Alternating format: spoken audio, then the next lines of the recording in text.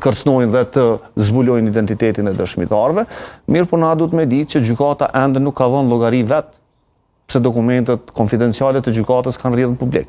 Dhe ne kemi njerëz të cilët janë akuzuar pse kanë bë konferenca për shtyp mbi ato dokumente.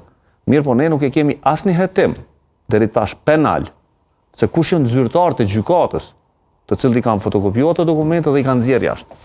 Këto kanë qenë dokumente të cilat janë proceduar gjatë një hetimi dhe të cilat kanë rrjedhur në publik dhe ne nuk e kemi të arrestuar prej kësaj gjykate njerëzit të cilët i kanë sjellë ato. Pra llogaridhënia në këtë rast ka shku vetëm tek publikuesi, po jo edhe te ai i cili ka pas zinxhirin për mirujt.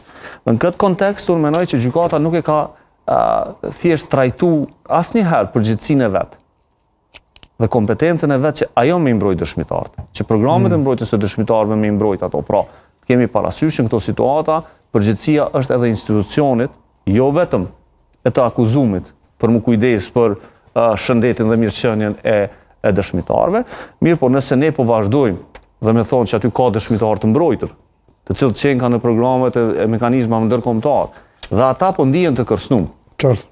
Atëherë gjykata po konstaton që dhe sistemet ma demokratike të vendit për të vendeve të ndryshme për mbrojtjen e dëshmitarëve kanë probleme. Dhe mendoj që kjo është dashur me qenë një çështje tjetër e cila po ashtu duhet me u analizu. Mendoj që ky raport nis një debat profesional midis profesionistëve ndërkombëtar të cilët merren në sferën e krimeve të luftës dhe mendoj që